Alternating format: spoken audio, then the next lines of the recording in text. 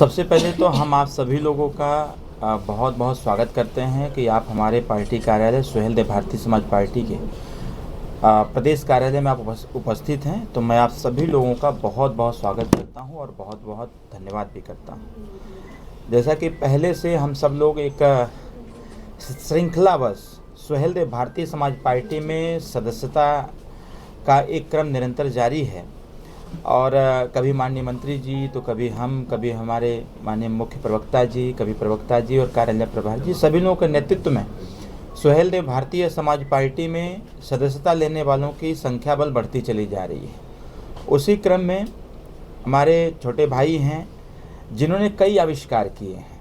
श्री मनीष पटेल जी हैं, बगल में बैठे हुए हैं।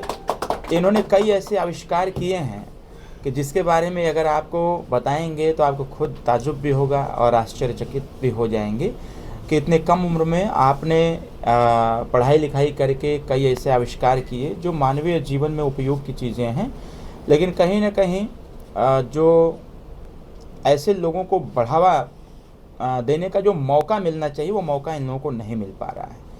मनीष जी एक दिन हमसे चर्चा की, उन्होंने कहा कि सुहेलदेव भारतीय समाज पार्टी माननीय ओम प्रकाश राजभर जी की विचारधारा से हम बहुत प्रभावित हैं और आपके कार्यों से भी हम बहुत प्रभावित हैं। तो मेरी इच्छा है कि हमारे जो साथी लोग हैं उनके साथ हम सुहेलदेव भारतीय समाज पार्टी की सदस्यता ग्रहण करें। इसी कड़ी में आज मनीष पटेल जी जो जनपद देवरिया के रहने वाले हैं पार्टी की सदस्यता ले रहे हैं। श्री कमल विशेन जी हैं जो बाराबंकी के हैं। दीपक वर्मा जी हैं जो गोरखपुर से हैं। राजेश सिंह जी हैं। अमित सिंह जी हैं जो जनपद मऊ से हैं। ब्रिजेश यादव जी हैं।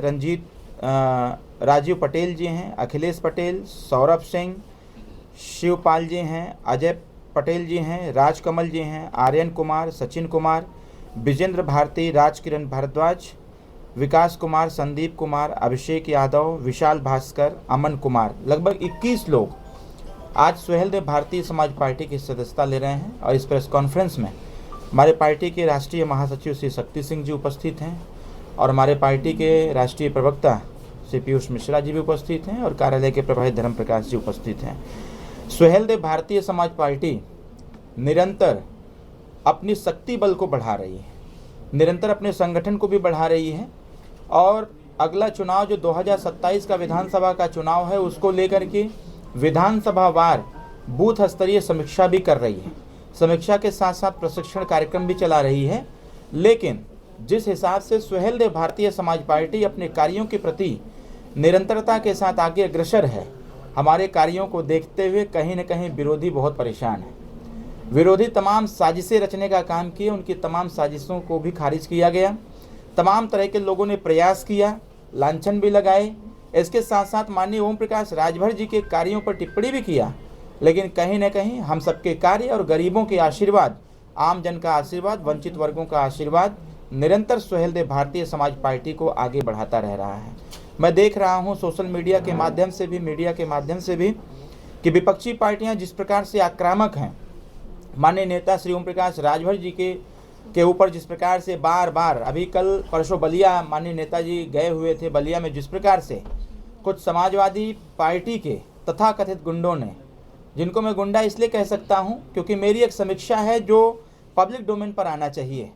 मैं अभी लगभग 18 विधानसभाओं का दौरा करके आया हूं और 18 विधानसभाओं के दौरे में जो मैंने पाया कि आम जन जब यह जाना, उसको सूचना मिली कि मैं गेस्ट हाउस में आया हुआ हूं या फिर मेरा यहाँ पर कार्यक्रम है, उस स्थान पर अपनी अपनी समस्या लेकर के आए। मेरा आकलन यह है, जो मेरी समीक्षा यह है कि जितने 18 विधानसभा के दौरे में जितनी भी समस्याएं आई आम जनमानस की, वो चाहे ज़मीन से संबंधित हो या मारपीट से संबंधित हो या लूट से संबंधित हो या फिर बहन बेटियों के साथ छेड़छाड़ करने से संबंधित हो, उसमें लगभग 82 से 83% समाजवादी पार्टी के जो मूल मतदाता हैं ऐसे ही लोग उसमें इन्वॉल्व हैं। ये दुर्भाग्यपूर्ण है। 10 साल हमारी सरकार एनडीए की है, पूर्व में समाजवादी पार्टी की सरकार थी, 10 साल बीत गया, उसके बाद भी समाजवादी पार्टी के सरकार के जो गुंडे, सरकारी गुंडे रहे हैं, उन लोगों को अभी भी उनका बल खत्म नहीं हो रहा है। तो आम जनमानस से यह संदेश आ रहा है कि जब 10 साल के कार्यकाल नहीं है समाजवादी पार्टी का, उसके बावजूद यह हाल है, तो इनकी सरकार बन जाएगी तो क्या हश्र करेंगे आम जन का। तो मैं यह कह सकता हूं कि समाजवादी पार्टी के कार्यकर्ता, उनके पदाधिकारी और समाजवादी पार्टी के मुखिया कहीं न कहीं विचलित हैं। हम लोगों के कार्यों से उनको नुकसान हो रहा है, और कहीं न कहीं मैं यह कह सकता हूं स्पष्ट रूप से कि समाजवादी पार्टी का अगर सबसे बड़ा कोई दुश्मन उन्होंने मान रखा है तो माननीय ओम प्रकाश राजभर और सुहेलदेव भारतीय समाज पार्टी को मान रखा है। शायद इसीलिए माननीय अखिलेश यादव जी शब्दों का इस्तेमाल करते हुए अपने कार्यकर्ताओं को भी इंगित करते रहते हैं, जिस प्रकार से माननीय शिवपाल यादव जी ने कहा कि ओम प्रकाश राजभर का भी इलाज कराने की आवश्यकता है, विशेष इलाज कराने की आवश्यकता है। तो मैं चाचा जी से मैंने पूछा भी था कि वो विशेष इलाज क्या है, अगर इसकी जानकारी हो जाती तो सबसे पहले वह इलाज माननीय अखिलेश यादव जी का कराते, और उसके बाद उनके जो पार्टी के पदाधिकारी हैं उनका विशेष इलाज की नितांत आवश्यकता है।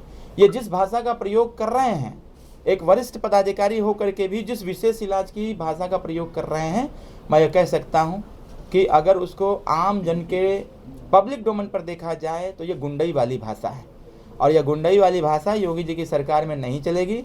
इसलिए मैं ज़रूर कहना चाहूँगा कि अपनी भाषा का इस्तेमाल सही से किया जाए। ये समाज है, समाज को सब पता है, जनमानस है, जनता ही सरकार बनाती है, लोकतंत्र है, और लोकतंत्र में जनता से बड़ा कोई नहीं है। तो मैं यह जरूर कहना चाहूँगा कि माननीय अखिलेश यादव जी के कार्यशाला में जो उनके कार्यकर्ताओं को प्रशिक्षण दिया गया है वो प्रशिक्षण गुंडई वाला ही है। तो इसलिए मैं ज़रूर कहूँगा कि जनता को सचेत रहने की आवश्यकता है। और फिर से एक बार जिस प्रकार से निचले स्तर पर एक संदेश है कि भारतीय जनता पार्टी एनडीए सरकार के कार्यों की समीक्षा आमजन कर रही है और सभी लोग संतुष्ट हैं, सबका कहना ये है कि एक बार फिर से तीसरी बार हम एनडीए की सरकार बनाएंगे और माननीय ओम प्रकाश राजभर जी के नेतृत्व में हम लोग फिर से एक बार आमजन वंचित वर्ग के हितों की रक्षा की लड़ाई लड़ते हुए जो छूटे हुए काम होंगे उसको भी पूरा करने का काम करेंगे। 2027 को लेकर किस तरह की तैयारी है ओम प्रकाश राजभर जी की पार्टी की? अभी पूर्व में एनडीए की एक मुलाकात बैठक आपके लखनऊ के ताज होटल में माननीय राष्ट्रीय अध्यक्ष श्री नितिन नवीन जी से हुई थी। उसमें माननीय प्रदेश अध्यक्ष जी भी थे और माननीय संगठन मंत्री जी भी थे। सभी पार्टियां जो घटक दल हैं उन सभी लोगों से उनके पार्टी के कार्यों की समीक्षा भी हो रही थी। माननीय जी ने पूछा हमारे पार्टी से संबंधित, मैंने उनको अवगत कराया कि सुहेलदेव भारतीय समाज पार्टी लगभग 108 विधानसभा जो पूर्वांचल में है, 108 विधानसभा के साथ साथ पश्चिमांचल और मध्यांचल और पूर्वांचल मिलाकर के 83 सीटों पर हम काम कर रहे हैं और उन 83 सीटों की जिम्मेदारी हम सब लोगों की है कि उस सीट को जीत करके हम एनडीए के पक्ष में देने का काम करें। 83 सीटों में से जो 37 सीटें हैं जो हमारी ए ग्रेड की सीटें हैं, उन 37 सीटों पर हम पार्टी के अपने वरिष्ठ पदाधिकारियों को हमने कोऑर्डिनेटर और सह कोऑर्डिनेटर बना रखा है। आने वाले समयों में हमारी तैयारी भरपूर है। जैसा कि मैं पहले ही बताया कि 18 विधानसभा की समीक्षा करके मैं आज देर रात को मैं लखनऊ आया हुआ हूं। कल मैं गाजियाबाद जा रहा हूं, कल हमारा गाजियाबाद में कार्यक्रम है। तो मैं ये कह सकता हूं सुहेलदेव भारतीय समाज पार्टी की तैयारी बूथ स्तर तक बहुत मजबूत है। सर, इस बार 2027 में लगभग कितनी सीटों पर सुहेलदेव पार्टी लड़ेगी?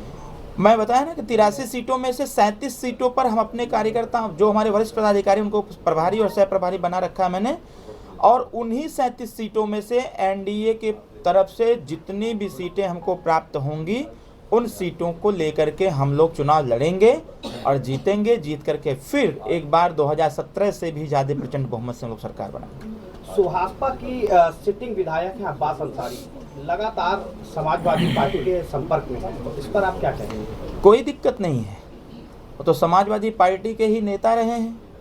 माननीय अखिलेश यादव जी हमेशा धोखा देने का काम करते हैं, वो सिर्फ मेरे साथ ही धोखेबाजी थोड़ी किए हैं। समाजवादी पार्टी ने तो बहुजन समाज पार्टी के साथ भी धोखेबाजी किया, उन्होंने कांग्रेस पार्टी के साथ भी धोखेबाजी किया, जयंत चौधरी जी के साथ भी किया, निषाद जी के भी साथ किया, और तमाम जो छोटी पार्टियां उनके साथ भी उन्होंने करने का काम किया है। तो हमको धोखे में रख करके माननीय अखिलेश यादव जी ने इस प्रकार की सिचुएशन बनाया था। उस समय व्यवस्था थी हमारी कि समाजवादी पार्टी से जो प्रत्याशी दिए गए उसको हम लोगों ने स्वीकार किया, और यह नहीं समझे थे कि जिस पार्टी को, जिस नेता को हम लोग उत्तर प्रदेश का मुख्यमंत्री बनाना चाहते थे वह व्यक्ति भस्मासुर साबित हो जाएगा। भस्मासुर कहने का मतलब यह है कि शंकर भगवान ने भस्मासुर को आशीर्वाद दिया था, और सबसे पहले अगर भस्म करने का काम प्रयास, भस्म करने का प्रयास किसी के लिए, किसी के द्वारा की गई तो भस्मासुर के द्वारा शंकर भगवान के लिए किया गया। तो समाजवादी पार्टी को 2022 में जो हम सब लोगों ने ताकत देने का काम किया था, उन्होंने मेरी ही पार्टी ख़त्म करने का प्रयास किया। इसलिए जब हम लोगों ने डिफेंस के तौर पर अपने वक्तव्य देना चालू किए, प्रयास किए, तो माननीय अखिलेश यादव जी को यह बात नागवार लगी, उन्होंने तलाक दे दिया। जब तलाक दे दिया तो उनके रास्ते अलग, हमारे रास्ते अलग, हमारी पार्टी बच गई। तो मैं यह कह सकता हूं कि समाजवादी पार्टी भस्मासुर जैसी पार्टी है। जो भारतीय समाज पार्टी के राष्ट्रीय अध्यक्ष और उत्तर प्रदेश सरकार में कैबिनेट मंत्री हम सभी के आदरणीय ओम प्रकाश राजभर जी को मैं चरण स्पर्श करता हूं, और साथ ही में गरिमामयी उपस्थिति हमारे राष्ट्रीय प्रमुख प्रवक्ता हमारे बड़े भैया अरविंद भैया जी को और सारी जितने लोग उपस्थित हैं सबको पहले मेरा सादर प्रणाम है। सबसे पहले मैं ये बताना चाहता हूँ, मैं भैया से कुछ दिन पहले मुलाकात की और सुहेल देव भारतीय समाज पार्टी में जुड़ने के लिए और अपने युवा पीढ़ियों को आगे बढ़ाने के लिए भैया से मैंने वार्ता की। तो मैं बहुत ही आज खुश हूँ और भैया का आशीर्वाद मुझे मिला है कि सुहेल देव भारतीय समाज पार्टी में मुझे जोड़ने का काम किए हैं और मैं आगे बहुत ही लोगों को जोड़ने का कार्य करूँगा। अभी तक आप क्या इनोवेशन किए हैं जो ह्यूमन लाइफ में काफ़ी हेल्पफुल हो?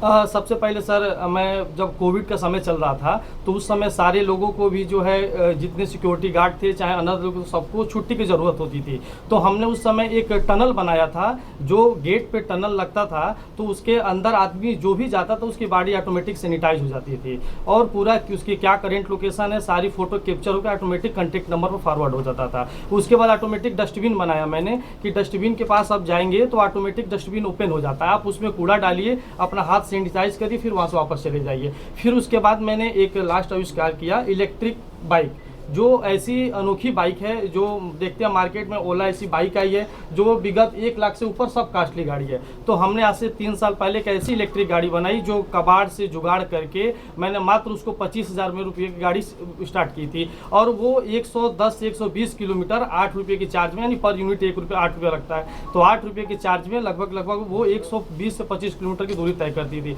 उसकी खासियत ये थी कि जब आप हेलमेट नहीं लगाएंगे तो गाड़ी स्टार्ट नहीं होगी, जब आप ड्रिंक करके गाड़ी चलाएंगे तो गाड़ी भी तभी भी स्टार्ट नहीं होगी। इस हमारे आविष्कार पे ISF में पार्टिसिपेट किया, यूपी CST में अवार्ड मिला, मुलुंड्स ऐसे कार्यक्रम है मुंबई में लायंस क्लब मुलुंड्स में मुझे सेकेंड अवार्ड मिलने का काम किया। ऐसे गोरखपुर महोत्सव जैसे राष्ट्रीय अंतर्राष्ट्रीय प्रदेश स्तरीय से मैं नवाजा जा चुका हूँ। स्टिक, हाँ, एक ब्लाइंड स्टिक थी हमारी, जो स्टिक हमारी एक सबसे खूबी इसकी ऐसी है, जो भी अंधा व्यक्ति है वो छड़ी के सहारे कहीं भी जा सकता है। अब जैसे हमारे आगे गड्ढा है, जानवर है, भैंस जो भी आती है तो स्टिक ऑटोमेटिक इंडिकेट करेगा कि आगे गड्ढा है, पानी है। अगर रास्ता आगे बंद है तो बोलेगा कि दाएं मुड़िए बाएं मुड़िए। अगर अचानक आदमी कहीं गिर जाता है, वो अकेला छड़ी लेके जा रहा है, उसके साथ कोई नहीं है, तो जैसे जमीन पे गिरेगा तुरंत 3 लोगों के पास contact number with location share हो जाता है ताकि उसका आदमी आके उससे मदद कर देगा। ये हमारा आविष्कार रहा है। बहुत बढ़िया।